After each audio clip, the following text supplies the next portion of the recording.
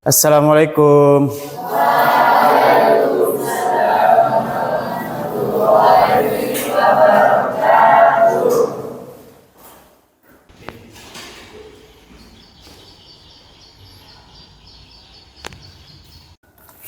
Gimana kabarnya adik-adik mahasiswa? Udah makan semua? Oke, kalau udah makan syukurlah. Kalau memang belum makan ya apa boleh buatlah. Bagi mahasiswa itu harus tahan banting. Oke, hari ini kita masuk ke materi pengertian akidah, akhlak, dan konsep keimanan kepada Allah Subhanahu wa Ta'ala. Kita masuk ke pengertian akidah menurut beberapa ahli. Sebelum kita masuk ke pengertian, Bapak ingin tanya dulu. Apa kira-kira pengertian akidah menurut Rahmat? Apa pengertian akidah? Lupa? Oke, baik. Firman, apa pengertian akidah?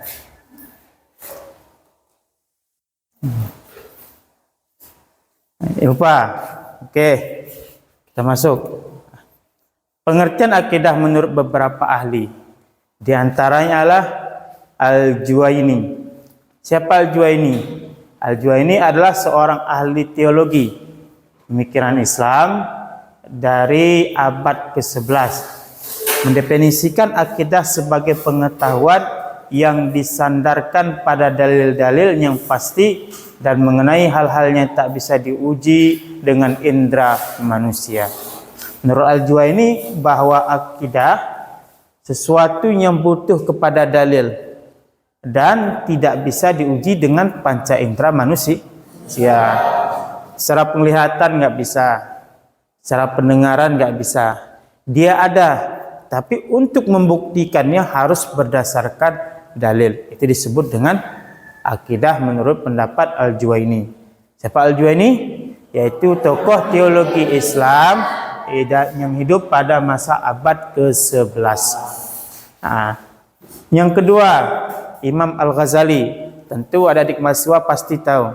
Imam Al-Ghazali itu merupakan seorang tokoh pemikir Islam yang beliau itu dikenal dengan Hujjatul Islam. Beliau mendefinisikan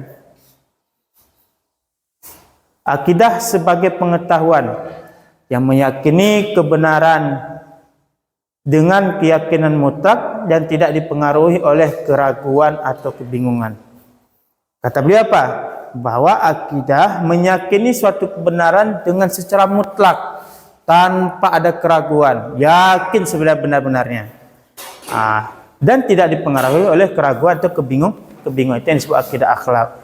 Keyakinan kita tidak bisa dirubah-ubah, tidak bisa diganggu. Keyakinan kita itu keyakinan secara mutlak. Itu disebut dengan akidah menurut pendapat Imam Al-Ghazali. Itu disebut dengan Hujjatul Islam. Kalau kita simpulkan apa? Akidah merujuk pada keyakinan mendasar dalam agama. Maka sering kita dengar awaluddin ma'rifatullah. Ketika kita SD dulu sering disebut awaluddin ma'rifatullah. Awal yang paling dasar dalam agama adalah itu mengenal Tuhan. Tergantung, karena kita muslim maka keyakinan kita adalah meyakini bahwa Allah itu ada, dibuktikan dengan dalil, tapi tidak dapat kadang-kadang dibuktikan dengan panca indera. Oke, baik, ini pengertian akidah. Lanjut kita masuk ke pengertian akhlak menurut beberapa ahli. Sebelum kita lanjut pengertian akhlak, kira-kira adik-adik mahasiswa dah paham, mengerti dengan jelas dan seksama pengertian akidah tadi? Mengerti? Oke, Bapak tes dulu. Coba Salsa.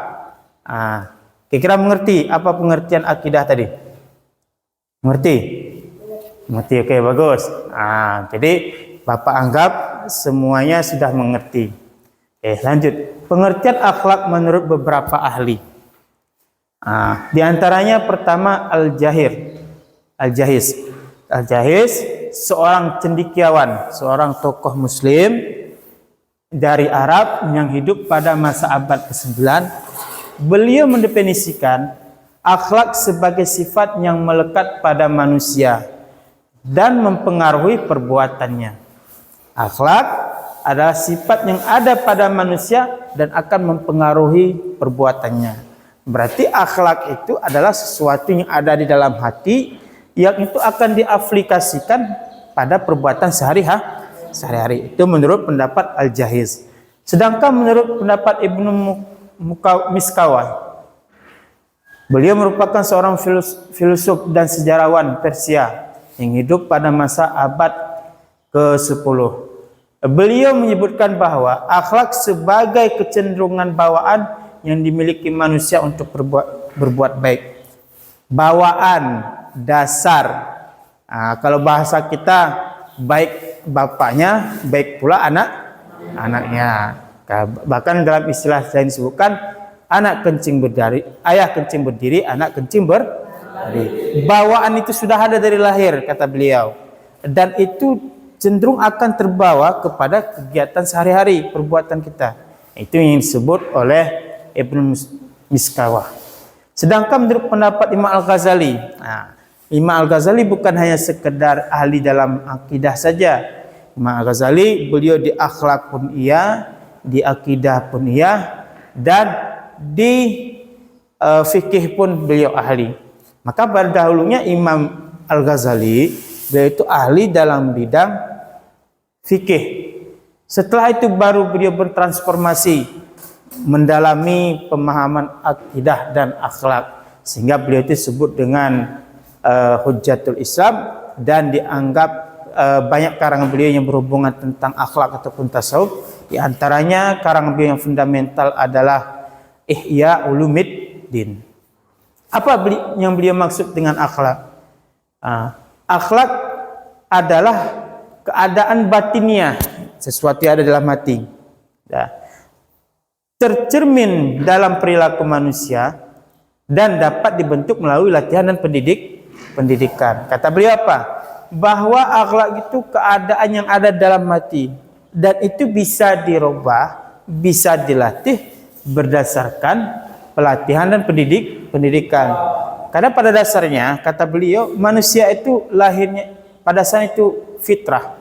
Mereka itu bersih seperti kertas putih yang tanpa ada noda apapun.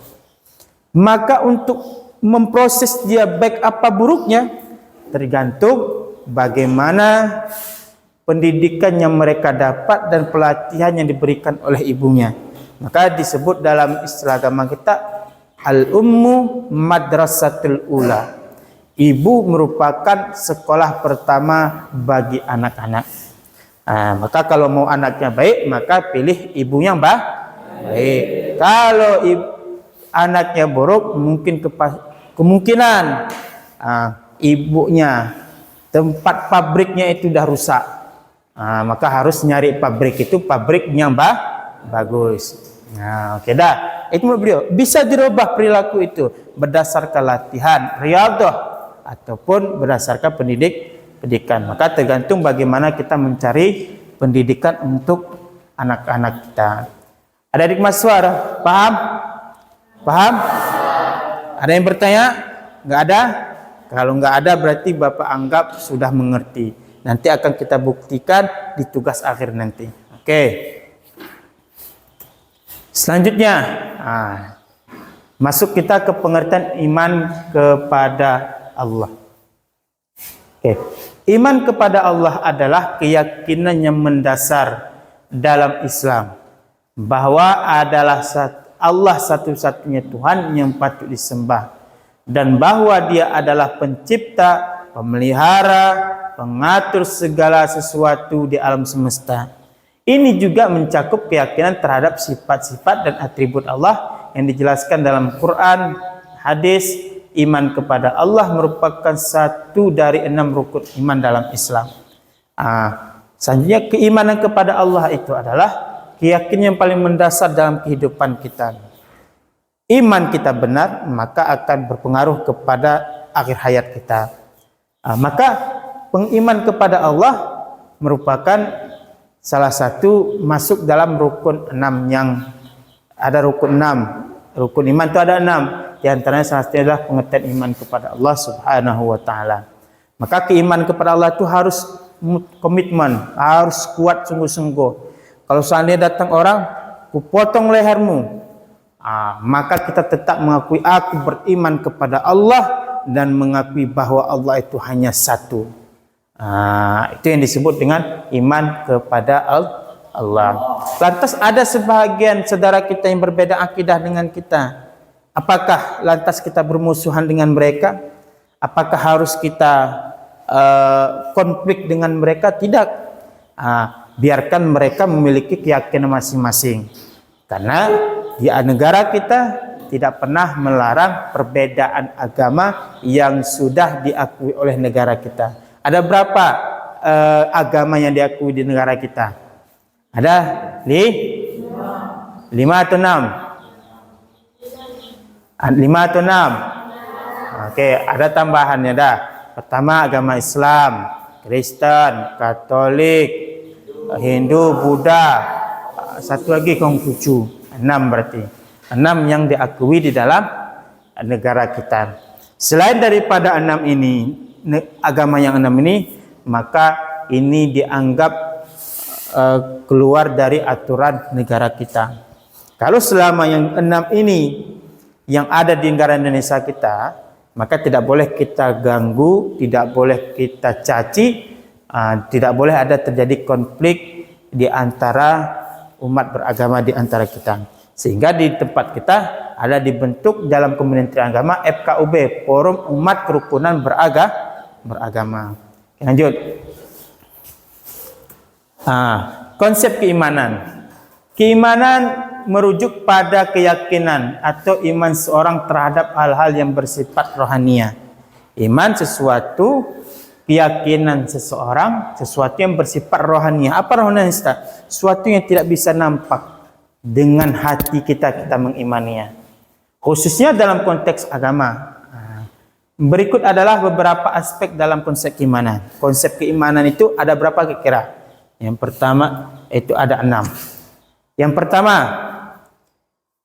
kepercayaan kepada Tuhan atau sering kita sebut dengan iman kepada Allah. Iman kepada Allah elemen yang paling penting dan fundamental.